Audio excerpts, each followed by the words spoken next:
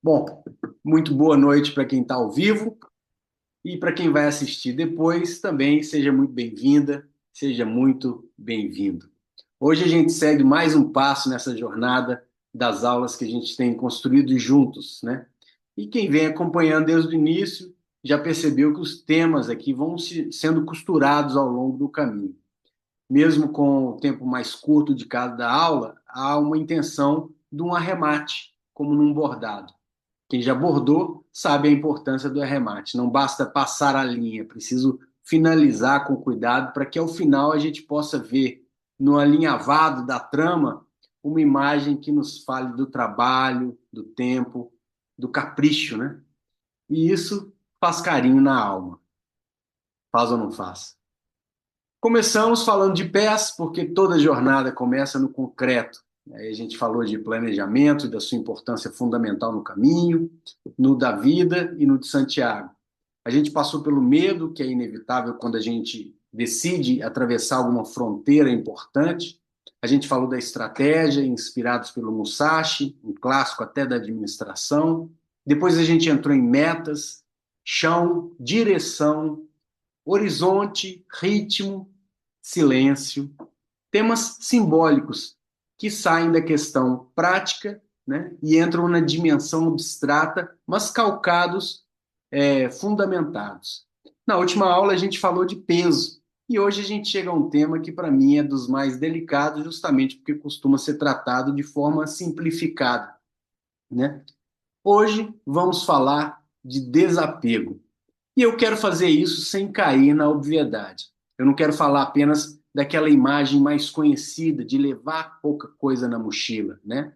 Isso é verdade, claro. O caminho ensina isso. E até abordamos isso na aula anterior, sem nos esquecer do peso de nós mesmos. Mas, se a gente para por aí, a gente fica apenas na superfície. Por quê? Porque o desapego mais importante, ele não é o da mochila, ele é o da forma como nos relacionamos com aquilo que a gente carrega.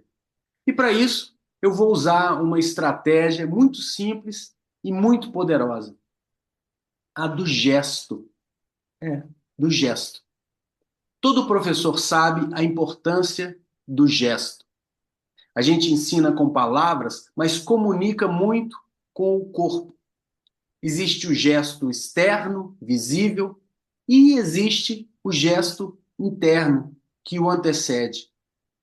E isso é importante porque a própria palavra gesto vem do latim gestus, particípio do verbo gerere, que significa carregar, conduzir, pôr em ação. Ou seja, o gesto é uma ação carregada de intenção. Talvez aqui que a gente comece a compreender o desapego de verdade. Não como uma ideia abstrata, mas como uma mudança de gesto. Quando falamos em apego, normalmente a gente pensa em algo externo, um objeto, uma pessoa, uma situação, um resultado. Mas talvez o centro da questão não esteja na coisa em si, e sim no gesto interior com que nos relacionamos com ela, com essa coisa. A própria palavra apego remete a segurar, a fixar, a prender. E talvez o problema não seja o que seguramos, mas como fazemos isso. Qual é o gesto por trás da ação? Então, eu vou convidar vocês a pensar na mão. Uma mão pode se fechar, e quando se fecha, ela agarra, prende, retém. É assim que ela tenta controlar.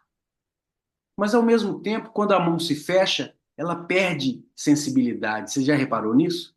Quanto mais apertada tá, mais sem sensibilidade ela se encontra.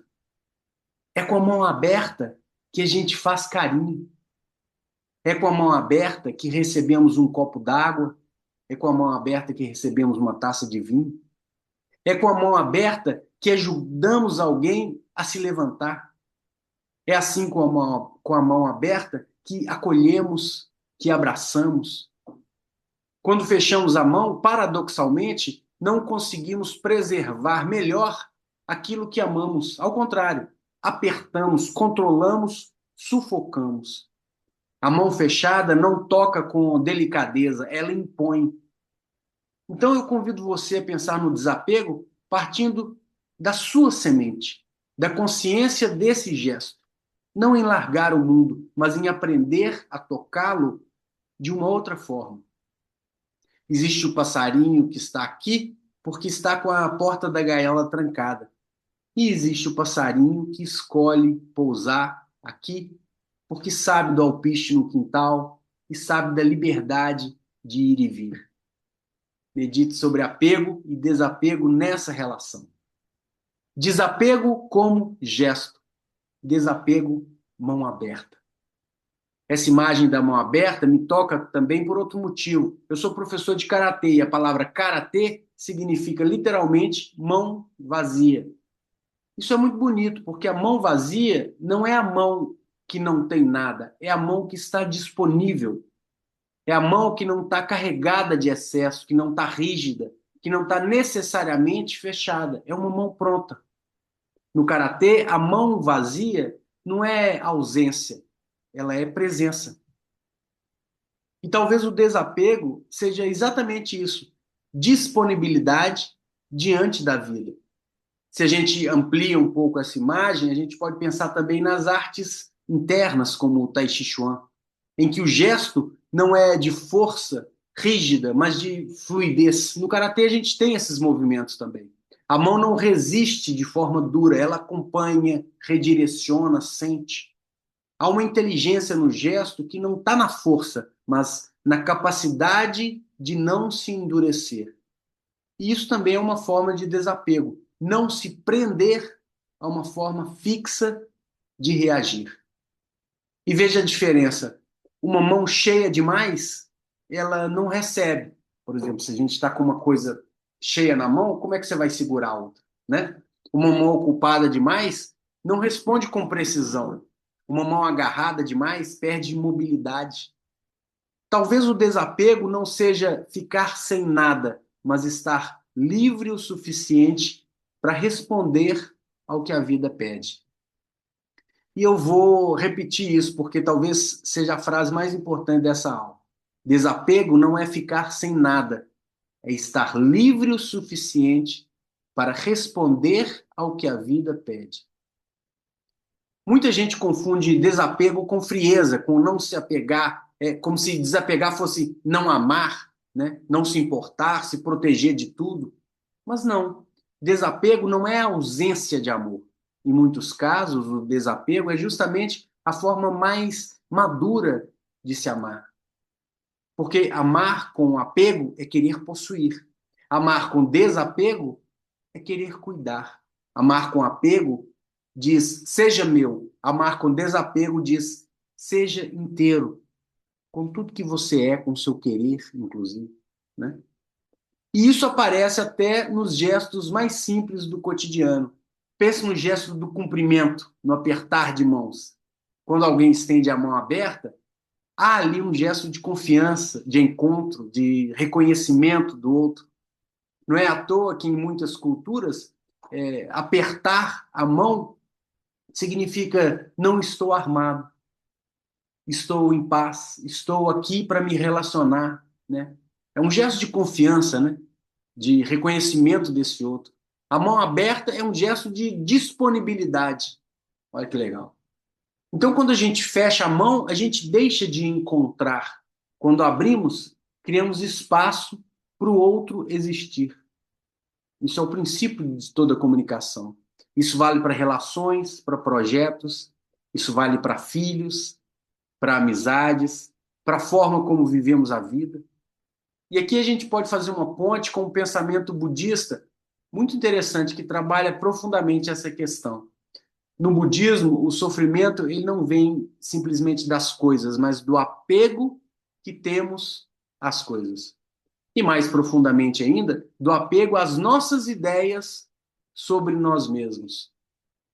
Nós nos apegamos a identidades, a narrativas, a imagens internas. Eu sou assim, minha vida é assim. minha experiência foi assim. E isso aparece de forma muito clara no universo das peregrinações. Muitas vezes, quando alguém começa a falar do caminho, a outra pessoa simplesmente não escuta de verdade. Ela apenas espera a vez de falar. E isso acontece com mais frequência do que a gente gostaria de admitir. A pessoa não escuta para compreender, escuta para responder, né? Então ela não ouve, ela não escuta, ela só ouve, vamos dizer assim, né? Ela escuta para depois dizer o que o seu caminho também foi profundo, o seu caminho é que foi especial, que o seu caminho também foi transformador. E sem perceber, a experiência que deveria abrir, ela começa a fechar. O que era fluxo vira posse. O que era encontro vira comparação. Em vez da gente caminhar em direção ao outro e seguir juntos, o que há é um confronto de mãos fechadas e seguimos em paralelos separados. Talvez o verdadeiro desapego do peregrino esteja justamente em não transformar o caminho em propriedade. O caminho não é de ninguém. E é exatamente por isso que ele pode ser de todos. Isso é uma coisa que eu gosto muito de pensar. Eu gosto também de pensar nisso através de um símbolo muito forte da peregrinação, que é a concha de Santiago. Mais do que um elemento histórico, ela pode ser vivida como um símbolo interior. Durante o caminho, a gente pode imaginá-la em sua forma côncava, como quem recebe. A Pete gosta muito dessa imagem, a gente já conversou muito sobre isso. Recebe água, alimento, né? Ajuda, recebe cuidado, recebe as palavras, recebe o silêncio, né? E o peregrino precisa aprender a receber, e isso também é desapego. Porque desapegar do orgulho e aprender a receber exige humildade, exige reconhecer que a gente não faz tudo sozinho. Eu lembro de uma orientação que eu recebi de um monge antes de eu ir para a peregrinação no Japão. A primeira coisa que ele falou foi o seguinte: olha, a primeira coisa que você vai aprender é a pedir. E aprender a pedir sem se sentir diminuído por isso é um exercício profundo de desapego, principalmente para o ocidental. Depois do caminho, a gente pode imaginar essa mesma concha de Santiago, ao contrário, convexa, voltada para fora, com os dedos de uma mão que se abrem em várias direções, né? Aquilo que recebemos não termina em nós, se reparte, se transforma num gesto, se transforma em escuta, se transforma em presença, se transforma em cuidado. Então, talvez o peregrino que só recebe ainda não tenha compreendido o caminho. E aquele que tenta guardar tudo para si mesmo também não entendeu. A vida inteira pode ser pensada assim: mão fechada, mão cheia, mão vazia e mão aberta. A mão fechada quer controlar. A mão cheia não pega a oportunidade que surge. A mão vazia está pronta. A mão aberta se relaciona. E talvez o amadurecimento humano consista nesse movimento de aprender a abrir. Porque a vida não cabe em uma mão fechada, nem em uma mão cheia. A vida só acontece de verdade quando encontra espaço. Por isso eu deixo para você aqui uma pergunta que é simples, mas ela pode ser bastante profunda. A sua mão hoje está como? Fechada? Ela está tentando controlar? Ela está cheia de modo a não permitir o novo? Ou ela está aberta, disponível para viver, para receber e também para oferecer? E mais importante ainda, o que na sua vida você ainda está tentando segurar, quando talvez já fosse o tempo de aprender a tocar de uma outra forma, né? Eu acho que isso é uma coisa legal da gente pensar. E antes de terminar, eu queria contar um caso particular meu, para mostrar na prática uma das formas mais simples e óbvias de desapego nas nossas vidas, né? Em 2013, antes de fazer o caminho do Vaticano a Santiago de Compostela, eu sabia que eu ia caminhar durante meses né? E que esse caminho tinha um sentido especial na minha vida. Como eu já tinha feito o caminho francês, que é uma grande peregrinação, cerca de 800 quilômetros saindo da fronteira da França, indo até Santiago, eu sabia que o desapego era necessário. Eu já tinha vivenciado a questão da mochila, do que a gente devia deixar para trás, do pouco que a gente necessita, do que significa essa escolha. Então, aí eu resolvi fazer o seguinte, fazer um exercício antes de partir. A minha mãe é testemunha, porque ela me ajudou. Eu não sei se a Ana estava junto, mas eu acho, a minha mãe, com certeza, eu lembro que ela me ajudou. Eu peguei um saco de lixo de 100 litros, desses sacos de lixo grande, né? E eu decidi colocar ali as roupas que eu iria doar antes de partir para o caminho. Eu pensei, eu vou fazer um exercício de desapego, eu vou doar tudo aquilo que eu acho que está em excesso na minha vida, no meu guarda-roupas e tal. Pois bem, eu enchi um saco de 100 litros e eu fiquei muito satisfeito em ir com a minha mãe fazer a doação na igreja que eu frequentava lá na época, onde eu me casei pela primeira vez. E aí agora a gente faz um corte no tempo, porque eu fui, caminhei do Vaticano até Santiago, passei 3 meses caminhando, voltei da peregrinação, e aí quando eu cheguei em casa, a primeira vez que eu abri os meus armários, vocês sabem o que eu fiz? Eu fiz exatamente o mesmo exercício. Minha mãe foi testemunha novamente. E nessa ocasião, em vez de encher um saco de lixo de 100 litros, eu enchi 3 sacos de 100 litros. 3 sacos de 100 litros, vocês acreditam? De tudo aquilo que eu achei que eu deveria desapegar na minha vida. Interessante pensar que 3 meses antes dessa experiência transformadora, eu estava ali no mesmo quarto, no mesmo armário, era a mesma pessoa, entre aspas, né? E eu fiz uma avaliação sobre o desapego completamente distinta da que eu tinha feito 3 meses depois, já com outro tipo de mindset, né? Então, olha só, o que que me levou a, num momento, achar que um saco de 100 litros era bom o suficiente para desapegar, e o que 3 meses depois me fez desapegar de mais 3 sacos. Foi assim, uma diferença tão brutal que eu fiquei impressionado com aquilo, né? Enfim, você já deve ter ouvido falar que viemos pelados e vamos voltar pelados. Eu não estou aqui, acredite, fazendo apologia a que a gente entregue tudo que a gente tenha e que a gente vá viver todos num barracão na floresta plantando alface. Definitivamente não é isso. Mas a minha visão nesse ponto específico, que se liga ao desapego, ela é menos católica e mais budista. No seguinte sentido, ela me diz o seguinte: eu posso ser um rei em um palácio e viver as benesses do reinado, sem que necessariamente eu esteja apegado ao que o palácio e essa vida me presenteou. Percebe? Em alguma medida, cada um de nós tem um palácio e tem um casebre, né? Uma mesa farta e apenas um pão e um vinho. Um veículo e os pés. Eu sou feliz, eu consigo ser feliz andando em um carro zero, e eu sou e consigo ser feliz caminhando a pé. Eu compreendo as alegrias das duas dimensões e sei que elas não se comparam. Coisas distintas são distintas e sem julgamento quando igualmente eu me abro para andar a pé e para andar de carro zero. E hoje eu termino com um haikai que eu fiz para a aula de hoje, por isso que eu queria pegar o texto. Eu fiz um pequeno haikai para a aula de hoje, que é o haikai do desapego. É sábio aquele que reconhece o canto do sabiá. Medite sobre isso e nos encontramos na próxima semana com o tema O Tempo. Isso vai ser bom.